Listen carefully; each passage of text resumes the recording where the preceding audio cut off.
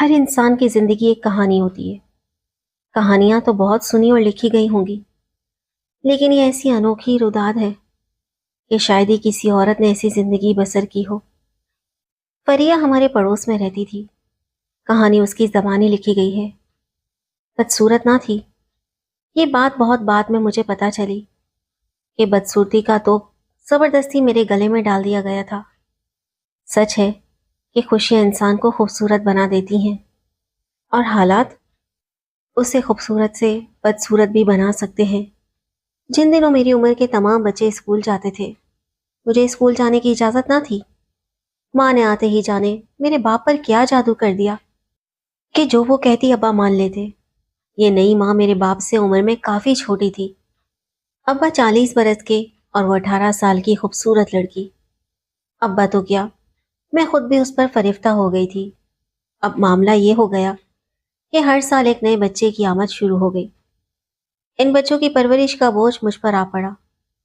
ان دنوں میری عمر صرف 10 برس تھی۔ ماں نے کہا کہ بیٹی فریہ، اگر تم اسکول جاؤ گی تو میں اکیلی تمہارے بہن بھائیوں کو نہ سنبھال پاؤں گی۔ بہتر ہے کہ اسکول چھوڑ دو۔ میری کیا مجال کے انکار کرتی؟ جو ماں کہتی وہی ابا کا حکم ہوتا۔ اپنے محلے کی ساتھی لڑکیوں کو رشک بھری نگاہوں سے اسکول جاتے دیکھتی اور چھپکے سے آنسو پونچھ لیتی۔ ماں کے چھوٹے بچوں کو سنبھالنا، ان کا منہ دھلانا، کپڑے بدلنا، یہ سب کام مجھے بہت مشکل لگتے۔ اوپر سے اس زرخیز خاتون نے 2 بار جڑواں بیٹوں کو بھی جنم دے دیا۔ گھر میں تو بچوں کی ریل پیل ہو گئی، اور ان کی آڑ میں میرے دل کی تمام امیدیں دم توڑ گئیں۔ بچوں کے پیچھے سارا دن بھاگ بھاگ کر تھک جاتی، پیٹ بھر کھانے تک کی فرصت نہ ملتی۔ ادھر کھانے کے لیے بیٹھتی، ادھر آواز آ جاتی کہ اے بیٹی فریہ، جلدی دوڑ کر آنا، دیکھ تو تیرے بھائی منو نے کیا کر دیا ہے۔ اور جو بھی اس نے کیا ہوتا دیکھ کر جی متلا جاتا۔ ان کے پیمپر اور ڈائپر بدلتے بدلتے میری بھوک ہی اڑ جاتی۔ ماں کی شادی کو 5 برس ہوئے اور وہ 4 بچوں کی پلٹن تیار ہو چکی تھی۔ مجھے اس پلٹن نے ایسا ہلکان کر دیا کہ قد چھوٹا اور ہاتھ پاؤں کمزور ہو گئے۔ نہ کپڑے بدلنے کا وقت ملتا، نہ نہانے دھونے کا۔ میری تو شکل ہی بگڑ گئی، چہرے پر مسکینی چھا گئی، جس کی وجہ سے میں خاصی ہونک اور بدصورت لگنے لگی۔ جو دیکھتا کہتا کہ لڑکیاں جب بڑھتی ہیں تو رنگ روپ نکھرتا ہے، اس عمر میں تو مینڈک بھی حسین لگتا ہے۔ اور یہ فریہ، ہائے اس پر کس چڑیل کا سایہ پڑ گیا ہے، جو جو بڑی ہوتی جاتی ہے بدصورت ہوتی جاتی ہے۔ اب میں 14 برس کی تھی۔ جس عمر میں لڑکیاں آئینے سے باتیں کرتی ہیں، میں ڈر کے مارے آئینے کے سامنے کھڑی نہ ہوتی۔ سب مجھے بدصورت کہتے تھے، تو میری آنکھوں نے بھی کسی خواب کو اپنے اندر جگہ نہ دی۔ سہانے خواب تو وہ لڑکیاں دیکھتی ہیں جو سکھ کی چھاؤں میں پلتی ہیں۔ میں نے کبھی کسی شہزادے کے بارے میں نہ سوچا۔ جو بھی مجھے دیکھتا میرے حلیے پر ہنستا، مذاق اڑاتا۔ میرے کزن کہتے کہ فریہ، تم ہمارے خاندان سے نہیں لگتی، سر بڑا اور قد چھوٹا۔ ان کی باتیں سن کر میری رنگت فک ہو جاتی اور چہرے پر ہوائیاں اڑنے لگتی۔ سب میری صورت کو دیکھتے، لیکن کوئی میری اچھی سیرت کو نہ دیکھتا۔ یہ بڑے زہریلی نشتر تھے، جو میرے دل پر لگتے تو میری روح تڑپ اٹھتی۔ سوچتی کاش میں بدصورت نہ ہوتی۔ اب اگر کوئی کزن یا مہمان گھر آتے تو میں ان کے سامنے جانے سے کتراتی، ان سے چھپنے کی کوشش کرتی۔ بچپن میں تو میں خوبصورت ہوا کرتی تھی، اب خاندان بھر کے ماتھے پر نظر کا ٹیکا کیسے بن گئی۔ حالات نے ہی تو مجھے بدصورت کا یہ توق زبردستی پہنایا تھا۔ میری ایسی صورت پر بھلا کب کوئی اچھا رشتہ آتا؟ اچھے رشتے کے بارے میں سوچنا بھی میرے لیے ممکن نہ تھا۔ ادھر باپ کو میری شادی کی فکر لاحق تھی، مگر ماں کا کہنا تھا کہ ابھی یہ چھوٹی ہے، اس کی شادی نہیں کرنی۔ لڑکیاں چھوٹی بھی ہوں تو ماں باپ کو فکر لاحق ہو جاتی ہے کہ پالنے میں ہی وہ پرائی دہن ہوتی ہیں۔ ذرا سا قد نکال لیں تو پرائے دھن کے چوری ہو جانے کا خوف دامنگیر ہو جاتا ہے۔ وقت تو تیزی سے گزرتا ہے، دیکھتے دیکھتے میں 22 برس کی ہو گئی۔ اب بھی ماں کو میں چھوٹی لگتی تھی، جبکہ ان کی اپنی پہلوٹی کی بیٹی میرے برابر کی ہو چکی تھی۔ ادھر ابا تھے کہ ہماری شادیوں کی فکر میں مرے جاتے تھے۔ ماموں ممانی جب آتے، امی سے کہتے کہ رابعہ، کب کرو گی فریحہ کی شادی؟ اب تو اس کی شادی کی عمر نکلتی جا رہی ہے۔ امی کہتی کہ میں اس کی شادی کروں گی تو گھر کا کام کون سنبھالے گا؟ ماشاءاللہ 7 بچے ہو گئے ہیں، اگر میں اس کی شادی کر دوں تو اکیلے کیسے سنبھالوں گی تمہارے بھائی کے ان بچوں کو؟ ابھی نہیں کر سکتی میں اس کی شادی۔ بالآخر ماموں اور ممانی نے تہیا کر لیا کہ رابعہ کے چنگل سے اس بچی کو کسی نہ کسی طرح نکالنا ہے، ورنہ یہ کبھی اس کو نہ بیاہے گی۔ انہوں نے اکیلے میں ابا کو سمجھایا کہ اتنے اپنی عورت کے پیچھے نہ لگو، تمہاری بڑی لڑکی بن بیاہی رہ گئی تو چھوٹیوں کے رشتے کیسے ہوں گے؟ ساری دنیا تم ہی کو مورد الزام ٹھہرائے گی۔ کیسے خود غرض ماں باپ ہیں، بچی کو نوکرانی بنا دیا، اپنے آرام کے لیے اس کا گھر نہ بس آیا۔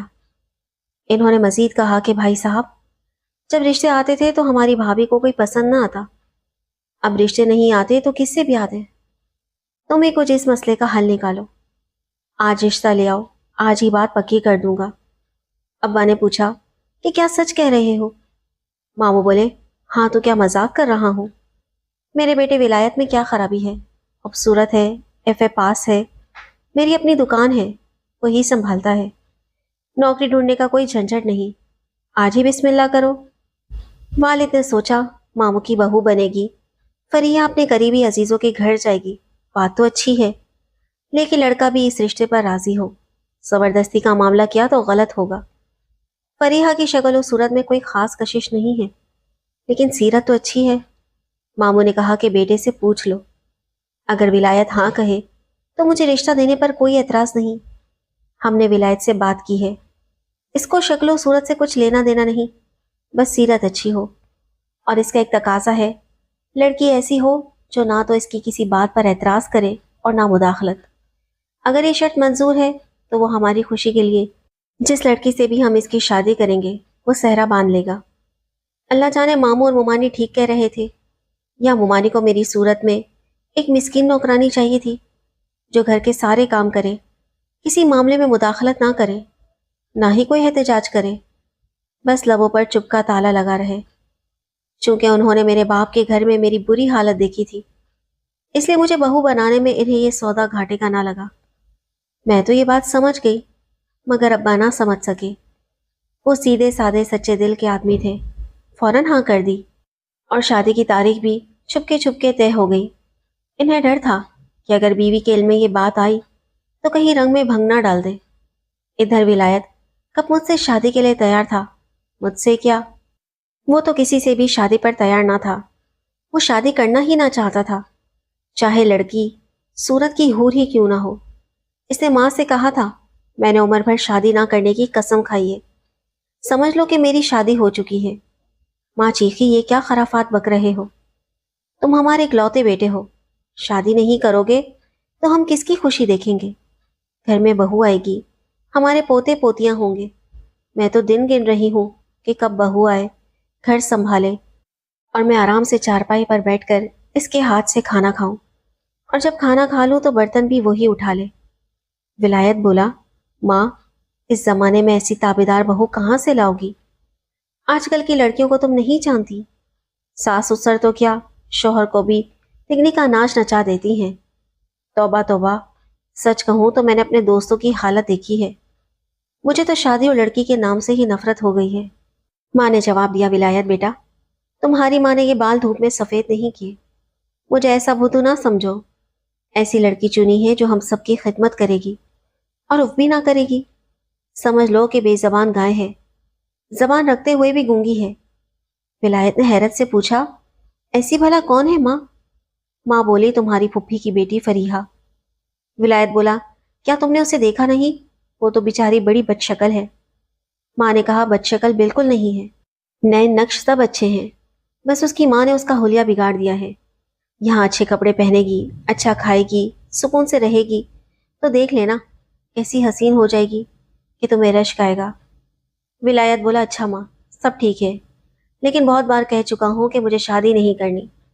اگر تم اپنے لیے نوکرانی لانا چاہتی ہو تو بے شک تمہاری خوشی پوری کر دیتا ہوں، مگر مجھ سے اس کا کوئی لینا دینا نہ ہوگا۔ وہ تمہارے ساتھ رہے گی، تمہارے کمرے میں سوئے گی، مجھے بس کھانا پکا کر دے دیا کرے گی اور میرے کپڑے سی کر دیا کرے گی، تب تمہیں آرام مل جائے گا۔ ٹھیک ہے ماں؟ ماں نے خوش ہو کر کہا، ہاں ٹھیک ہے لڑکے، بس اب زیادہ بک مت کر، ہم تیرا رشتہ فریحہ سے طے کرائے ہیں۔ ولایت جانتا تھا کہ ماں اب ایک قدم پیچھے ہٹنے والی نہیں ہے۔ ابا کب کے بیمار چلے آ رہے ہیں، 100 بیماریاں لاحق ہیں ان کو، بڑھاپا آ گیا ہے، قدرتی بات ہے کہ بہو کی آرزو کریں گے ہی۔ سو فریحہ واقعی ٹھیک رہے گی، جن حالات میں رہ رہی ہے یہاں اس کو وہاں سے اچھے حالات ہی ملیں گے۔ بس یہ سوچ کر اس نے اپنے جگری دوست برہان سے کہا کہ یار اماں ابا کو کب تک ٹالوں گا، وہ تو پیچھے پڑ گئے ہیں۔ اب بھی ان کی نہ مانی تو ابا نے صاف کہہ دیا ہے کہ ساری جائیداد ٹرسٹ میں دے دوں گا اور تم کو گھر سے نکال کر آگ کر دوں گا۔ برہان مگر کسی دلیل پر بھی ماننے کو تیار نہ تھا۔ اس نے کہا تیری میری دوستی ایسی نہیں کہ وعدہ خلافی ہو، ہم نے اپنے اپنے بازوؤں پر ایک دوسرے کے نام لکھوائے ہیں، عمر بھر ساتھ رہنے کا عہد کیا ہے اور ایک دوسرے کی خاطر شادی نہ کرنے کی بھی قسم اٹھائی ہے۔ تو کیا اب تم وعدہ خلافی کرو گے مجھ سے اور قسم توڑ دو گے؟ یاد رکھنا اگر تم نے ایسا کیا تو میں جان دے دوں گا، خودکشی کر لوں گا، مگر یہ نہیں سہ سکتا کہ میرے ہوتے تمہاری زندگی میں کوئی اور آئے۔ ولایت نے بہت سمجھایا مگر اس نے دوست کو شادی کی اجازت دینے کے بجائے قسم کھا کر خودکشی کی دھمکی سے ڈرا دیا۔ کہا کہ سمجھ لو کہ ہماری تمہاری شادی ہو چکی ہے، اب میں سوتن برداشت نہیں کر سکتا۔ ادھر سے ماں باپ کا دعا، ادھر سے دوست کی قسمیں۔ ولایت ایک آزمائش میں پڑ گیا تھا۔ یہ دوست آج کا نہیں تھا، ان کی دوستی بہت پرانی تھی، جب ولایت 12 برس کا لڑکا تھا اور برہان 26 برس کا بھرپور نوجوان تھا۔ تب سے اس نے ولایت کو اپنی دوستی کے جال میں پھنسا تھا۔ برہان ایک یتیم لڑکا تھا، چچا نے اس کی پرورش کی تھی۔ چچی ظالم عورت تھی، بات بات پر شوہر سے پٹواتی اور جھوٹی شکایتیں کر کے گھر سے باہر نکال دیتی تھی۔ برہان کی زندگی کے یہ دن بہت اذیت ناک تھے۔ جب رات کو گھر سے باہر کر دیتی تو محلے کا ایک گنڈا قسم کا نوجوان اس کو رات بھر رہنے کے لیے پناہ دے دیتا تھا۔ بس تبھی سے برہان کے ساتھ معاملہ خراب ہوا۔ اس کی شخصیت مسخ ہو گئی اور اس کو عورت ذات سے نفرت ہو گئی۔ چچا کے مرنے کے بعد چچی مائکے چلی گئی اور برہان کو اس کے والد کی جائیداد مل گئی۔ جس مکان پر اس کے چچا اور چچی کی رہائش تھی وہ بھی حقیقت میں برہان کے والد کی ہی تھی۔ اس کے علاوہ بھی جائیداد تھی۔ چچا کے مرنے سے برہان کے دکھ بھرے دن ختم ہو گئے۔ وہ بلا شرکت غیر گھر کا اور کاروبار کا مالک ہو گیا۔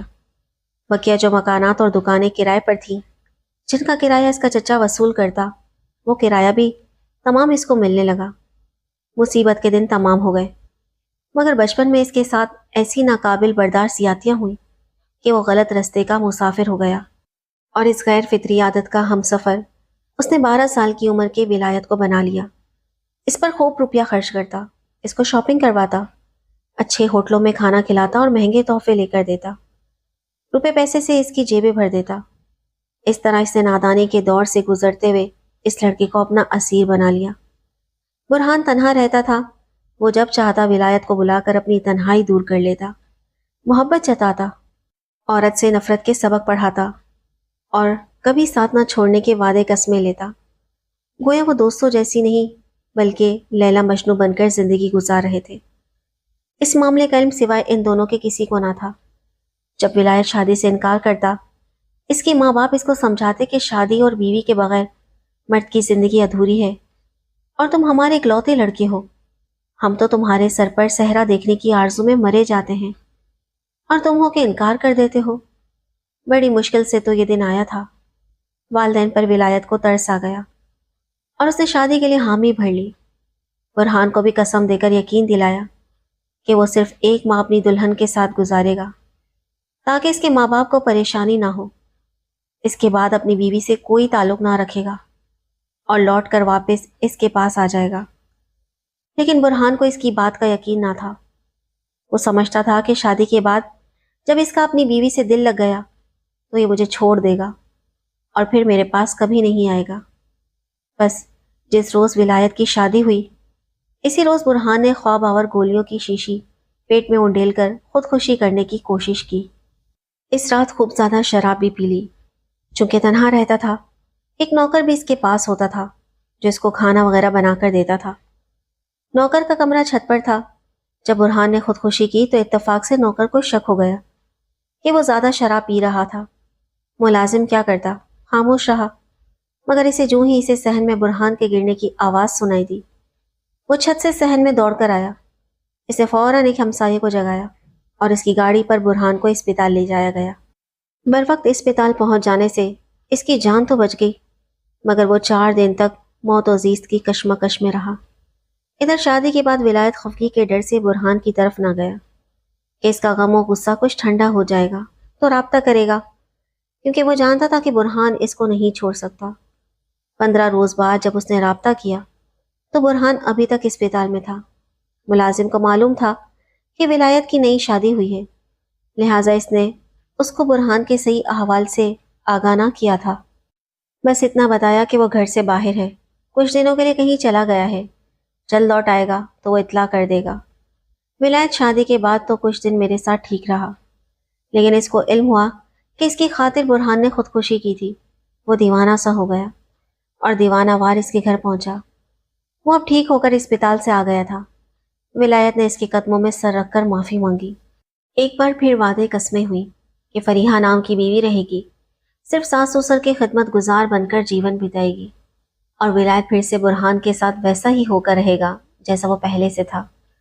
ولایت نے یہ بات مجھے بتا دی اور کہا، یا تو تم میرے ساتھ اسی طرح نباہ کرو جیسا میں چاہوں، اس گھر میں رہتی رہو، ورنہ شوہر اور باپ کے گھر میں سے کسی ایک گھر کو چن لو۔ میری وہی شرط ہے کہ تم میرے کسی معاملے میں مداخلت نہ کرو گی، ہر بات پر خاموش رہو گی اور میرے اس راز کی عمر بھر امین رہو گی، اس کو کبھی تشت ازمام نہ کرو گی۔ میں نے کچھ دیر سوچا، پھر کہا، اچھا ٹھیک ہے، مجھے آپ کی شرائط پر یہاں رہنا منظور ہے، مگر میں لوٹ کر سوتیلی ماں کے پاس نہیں جاؤں گی، ورنہ وہ ساری دنیا میں مجھ کو گندا کر دے گی کہ دیکھو میں نہ کہتی تھی کہ اس کی شادی نہ کرو، یہ گھر نہ بسائے گی، آ گئی نہ واپس طلاق لے کر۔ ولایت میری طرف سے مطمئن ہو گیا، کیونکہ میں نے اسے یقین دلا دیا تھا کہ اس کے والدین کو بھی اس کے ان معاملات کی ہوا نہ لگنے دوں گی۔ اب وہ دن بھر برہان کے گھر ہوتا اور رات کو گھر آ جاتا، لیکن مجھ سے میاں بیوی جیسے رشتے کا کوئی واسطہ نہ رکھا۔ اس ایک دکھ کے سوا مجھے یہاں اور کوئی تکلیف نہ تھی۔ ساس سسر بھی اچھے تھے اور ولایت بھی مجھے کوئی اذیت نہ دیتا تھا۔ شادی کے پہلے ماہ میں نے خوشی دیکھی تھی، اس کے بعد کبھی جیون ساتھی کا قرب نصیب نہ ہوا۔ کہنے کو تو ہم میاں بیوی تھے، ایک گھر میں ایک چھت تلے رہتے تھے، مگر اجنبیوں کی طرح۔ ایسی باتیں نہیں چھپتی، ماموں کو اندازہ ہو گیا اور میرا غم ان کو دیمک کی طرح چاٹنے لگا۔ انہوں نے کھوج لگائی کہ بیٹا دن رات کہاں ہوتا ہے۔ جس بیٹے کو وہ اپنا کاروبار، اپنی دکان سونپنا چاہتے تھے، اس کو تو پیسے کی ضرورت ہی نہ تھی، اس کی سبھی ضروریات برہان پوری کرتا تھا۔ جب اصل حقائق سے ماموں آگاہ ہو گئے تو انہیں بہت صدمہ ہوا۔ ان کی ایک جوان سال بیٹی بھی تھی، ابھی تو اس کے ہاتھ پیلے کرنے کی فکر لاحق تھی کہ بیٹے کی بے راہ روی کا راز ان پر کھل گیا۔ ایک روز برہان کے ایک پڑوسی کی زبانی بیٹے کے بارے تمام حالات کا علم ہو گیا کہ ولایت اور برہان کی دوستی کس نوعیت کی تھی۔ وہ صدمے سے نڈھال گھر آئے، 2 دن خاموش بستر پر گرے رہے اور تیسرے روز ان کی روح قفس انصری سے پرواز کر گئی۔ ماموں کی شفقت کے سہارے تو میں جی رہی تھی، ان کے مرنے کی دیر تھی کہ میرے سارے سہارے ختم ہو گئے۔ ساس کے رویے میں بھی شفقت کے بجائے سختی آ گئی۔ وہ مجھے بدصورت اور منحوس ہونے کے طعنے دینے لگی۔ اگر گھر میں کوئی اور باقی رہ گیا تھا تو وہ میری نند رکشا تھی، جو میرا خیال رکھتی اور میرا غم محسوس کرتی تھی۔ والد کی وفات کے بعد تو ولایت میں ایسی تبدیلی آئی کہ وہ گھر کے ہر فرد سے کٹ کر رہ گیا۔ ساری رات غائب رہتا، دن کو آتا تو پڑھ کر سوتا رہتا، جیسے اسے کسی سے کوئی تعلق نہ ہو۔ تب ساس کو احساس ہوا کہ اس کا بیٹا بہت بدل گیا ہے۔ اسے ماں کی بھی پرواہ نہ رہی تھی، وہ بیمار رہنے لگی تھی۔ میں اور درخشا انہیں ڈاکٹر کے پاس لے جاتی تھی۔ ساس نے ولایت سے کہا کہ تم میرے ایک ہی بیٹے ہو، ماں بیوی اور بہن کا سہارا بنو، راہ راست پر آ جاؤ، دکان کو تالا لگ گیا ہے، دکان کھولو اور کاروبار سنبھالو۔ ولایت نے ماں سے دکان کی چابیاں لے لی اور اسے بیچ دیا، رقم جیب میں رکھ لی۔ اس طرح اپنے والد کا جو بھی سرمایہ تھا سب غصب کر لیا۔ بہن کو کچھ دیا اور نہ ماں کو۔ میری ساس کو اس قدر دکھ پہنچا کہ وہ کڑھنے لگی۔ بیمار تو پہلے ہی تھی، بیماری نے زیادہ شدت سے حملہ کر دیا۔ ایک روز وہ بھی اپنے خالق کے حقیقی سے جا ملی۔ اب گھر میں اور درخشا رہ گئے۔ رکشا سیکنڈ ایئر کی طالبہ تھی، میں اس کے اور وہ میرے سہارے جی رہے تھے۔ ولایت ہم کو خرچہ بھی نہ دیتے تھے۔ پڑوس میں ایک ٹیلر ماسٹر رہتے تھے، ان کو ہمارے حالات کا علم تھا۔ وہ ہمیں کپڑے لا کر دیتے اور ہم نن بھاوت مشین پر سلائی کر کے ان کو دیتی، اپنی محنت سے گھر کا خرچہ چلاتی۔ اسی محنت کی کمائی سے میں درخشا کے کالج کی فیس اور تعلیم کا خرچہ بھرتی تھی۔ ایک دن ولایت نے مجھ سے کہا کہ مجھ کو کچھ رقم چاہیے۔ میں نے بتایا کہ رقم تو میں نے درخشا کی فیس میں دے دی ہے۔ کہا کہ تم نے کیوں اس کی فیس بھری ہے؟ کس لیے اس کو پڑھا رہی ہو؟ کیوں نہ یہ پڑھے؟ میں نہ پڑھ سکی تو اس حال میں ہوں، یہ تو کم از کم پڑھ لے تاکہ کسی کی محتاج نہ رہے۔ اس بات کے کچھ دن بعد ایک روز درخشا کالج گئی تو لوٹ کر نہ آئی۔ میں بہت پریشان ہو گئی۔ پڑوس میں جا کر اس کی ہم جماعت بچی سے پتہ کیا۔ وہ بولی، میں تو چھٹی کے وقت گھر آ گئی تھی، آپ کالج جا کر پتہ کر لیں۔ میں کالج گئی، ان کی ایک لیکچرار وہاں مل گئی۔ اس نے کہا چھٹی ہوئے بھی 2 گھنٹے گزر گئے ہیں۔ اس نے رجسٹر چیک کیا، درخشا کی حاضری لگی ہوئی تھی۔ میں اور پریشان ہو گئی، گھر پلٹی مگر وہ نہیں آئی تھی۔ شام ہو گئی، اب تو میرا دم نکل جاتا تھا۔ پاس پڑوس سے پتہ کیا، کسی کو کچھ معلوم نہ تھا۔ رات کو ولایت گھر آیا۔ میں نے بتایا کہ درخشا کالج گئی تھی، ابھی تک نہیں لوٹی۔ کہا کہ اسی لیے کہتا تھا کہ اس کی پڑھائی ختم کرو، تم نے بات نہ مانی، اب دیکھ لیا انجام۔ کچھ پتہ تو کرو، کہاں سے پتہ کروں؟ تھانے جا کر گمشدگی کی رپورٹ لکھوا دوں، آج رات انتظار کر لو، شاید آ جائے، صبح جا کر رپورٹ درج کروا دوں گا۔ وہ تو نشے میں تھا، سو گیا، اور میں نے ساری رات انگاروں پر گزاری۔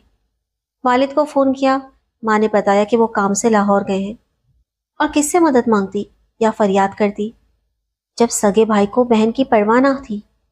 اس رات میں بے ہوش ولایت کو جھنجھوڑتی تھی اور وہ کروٹ لے کر سو جاتا تھا۔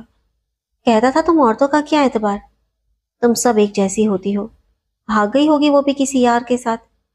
میری نند ایسی نہ تھی، وہ تو بہت اچھی لڑکی تھی، جی چاہتا تھا خودکشی کر لوں۔ یہ کیسا بھائی تھا جس کی جواں سال بہن غائب تھی اور اس کو ذرا ملال نہ تھا، نہ یہ احساس تھا کہ کتنی بڑی بدقسمتی واقع ہو چکی ہے، اور میں اکیلی رو رو کر نڈھال تھی۔ اس وقت میری دلجوئی کرنے والا کوئی بھی نہ تھا۔ کئی دن گزر گئے، درخشا کو ملنا تھا، نہ ملی۔ ولایت چند دن بھاگ دوڑ دکھانے کے بعد آرام سے بیٹھ گیا۔ اب وہ زیادہ نشہ کرنے لگا اور میں درخشا کے غم میں دیوانی ہو رہی تھی۔ اس کی جدائی میرے دل کا ناسور بنتی جا رہی تھی۔ ادھر روز ولایت مجھے کہتا، میں تو گھر سے چلا جاتا ہوں اور تم اکیلی ہوتی ہو، کسی روز تم بھی غائب نہ ہو جاؤ، تمہارا اکیلے رہنا ٹھیک نہیں ہے، ایسا کرو کہ تم مائکے چلی جاؤ۔ میں نے کہا مر جاؤں گی، سوتیلی ماں کے گھر نہ جاؤں گی، بے شک تم مجھے مار ڈالو۔ تب کہا اچھا، میں اس مکان کو فروخت کر دیتا ہوں، تم میرے ساتھ وہاں چل کر رہو جہاں میں رہتا ہوں، تم اوپر کے پورشن میں رہو گی اور میں نیچے اپنے دوست کے ساتھ رہوں گا۔ تم نیچے مت آنا، تم کو ہمارا کھانا بنانا ہوگا، تم نہ تو میرے دوست کے سامنے آنا اور نہ اس سے کلام کرنا، وہاں اور بھی دوست آتے ہیں، تاش وغیرہ کھیلتے ہیں، اس لیے تمہارا نیچے قدم رکھنا بھی منع ہے، بلکہ کسی کو پتہ نہ چلے کہ کوئی عورت اوپر رہتی ہے، اور یہ بھی کسی کو مت بتانا کہ تم میری بیوی ہو۔ میں نے یہ بھی منظور کر لیا، بالکل خاموشی سے اوپر رہتی تھی۔ یہ برہان کا گھر تھا، نوکر اوپر آ کر کھانا لے جاتا اور برتن پہنچا جاتا، سارا دن میرا کام بس کھانا بنانا، چائے بنانا، یہ تھا۔ سب سے زیادہ حیرت کی بات یہ تھی کہ خود ولایت میرے پاس اوپر نہیں آتا تھا اور نہ برہان کے سامنے مجھ سے کلام کرتا۔ وہ نیچے کی منزل میں ہی رہتا سہتا تھا، وہاں ہی کھاتا اور سوتا بھی وہیں تھا۔ اب میں اس کے اس طرح کے عمل کا مطلب خوب اچھی طرح سمجھ چکی تھی۔ وہ ایسا برہان کو خوش کرنے کے لیے کرتا تھا، کہتا تھا کہ اس بیچاری کا کوئی سہارا نہیں ہے، اس لیے ترس کھا کر رکھا ہوا ہے، یہ کہاں جائے گی، ہمارا کھانا بنا دیتی ہے، اس کے عوض 2 وقت کی روٹی کھا لیتی ہے، اس کے سوا میرا اس کے ساتھ کوئی تعلق نہیں، آخر کسی دن خود ہی چلی جائے گی۔ سچ ہے کہ انسان کی برداشت کی ایک حد ہوتی ہے۔ میری برداشت بھی ختم ہو گئی، صبر کا پیمانہ لبریز ہو گیا اور میں اپنے والد کے گھر چلی گئی۔ والد تو بوڑھے تھے لیکن ماں ابھی تک جوان تھی۔ انہوں نے مجھے گلے سے لگا لیا اور کہا، بیٹی مجھ سے ایسی ناراض ہو گئی کہ اپنے بہن بھائیوں تک کو بھلا دیا۔ میرے سوتیلے بہن بھائی بھی مجھ سے پیار سے ملے۔ اگلے دن بھائی نے مجھے اخبار لا کر دکھایا، کہا کہ آپ کی نند رکشا گم ہو گئی تھی نا، یہ دیکھیے اخبار، تصویر بھی ہے اور خبر بھی خود پڑھ لیجئے۔ میں نے اخبار میں خبر پڑھی، لکھا تھا پولیس نے ایک جگہ چھاپا مارا، وہاں کچھ لڑکیاں اور چند اوباش مرد پکڑے گئے اور تھانے لائے گئے۔ لڑکیوں کی بھی تصویریں اور نام لکھے تھے۔ رکشا کا نام پڑھ کر میں حیران رہ گئی۔ والد کو مجبور کیا کہ آپ تھانے جائیے اور معاملے کا پتہ کیجیے۔ وہ جانے سے گھبرا رہے تھے۔ پھر ایک پڑوسی کو ساتھ لے گئے، تب معلوم ہوا کہ درخشا کو برہان نے کالج سے اٹھایا تھا کہ تمہارے بھائی نے تمہیں لینے مجھے بھیجا ہے، اس کی طبیعت ٹھیک نہیں ہے۔ وہ برہان کو کئی بار دیکھ چکی تھی، جو ہمارے گھر پر گاڑی میں ولایت کو لینے آتا تھا۔ وہ بچی اس کے ساتھ چلی گئی اور اس مردود نے اس کو نہ جانے کیسے لوگوں کے حوالے کر دیا۔ جب یہ بات ولایت کے علم میں لائی گئی تو اس کو یقین نہ آیا کہ برہان اس کے ساتھ اتنا بڑا دھوکہ کر سکتا ہے، جس نے اس کی خاطر والدین کو کھویا، گھر بار کھویا، مکان بیچ دیا اور بیوی کو بیوی نہ سمجھا۔ اس نے ایسی مذموم حرکت کی۔ دراصل وہ چاہتا تھا کہ ولایت مجھے طلاق دے دے اور بہن بھی اس کی زندگی میں موجود نہ رہے، جس کی خاطر وہ گھر آتا تھا۔ وہ شخص خدا جانے کس قسم کا آدمی تھا، ذہنی مریض تھا یا اب نارمل تھا، جو غیر فطری زندگی گزار رہا تھا۔ اس نے کم عمری میں ولایت کے دماغ کو ایسا گرفت کیا کہ پھر اس کے چنگل سے آزاد نہ ہو سکا اور سیدھی راہ سے بھٹک گیا۔ والدین نے شادی کی، پھر بھی راہ راست پر نہ آ سکا، لیکن جب بہن کے اغوا کار کا نام اور اخبار میں خبر پڑھی تو اس پر اس قدر شدید رد عمل ہوا کہ اس نے برہان کو چھوڑ دیا اور مجھے اور درخشا کو کرائے کے گھر میں لے آئے۔ وہ اپنی غلطی پر نادم تھے۔ میں نے اور درخشا نے ان کو حوصلہ دیا اور پھر محنت کر کے گھر چلانے لگے۔ جب برہان کو سب پتہ چلا تو اس نے خودکشی کر لی۔ ہمارے معاشرے میں اخلاقی اقتدار اتنی گر چکی ہے کہ اب یوں لگتا ہے کہ ایک نہیں بلکہ ان گنت برہان جیسے لوگ یہاں انجانے یا جانتے بوجھتے کتنے ذہنوں کو سیدھے راستے سے بھٹکا کر تباہی کے راستے پر گامزن رکھتے ہوں گے اور کتنے گھر برباد کر رہے ہوں گے۔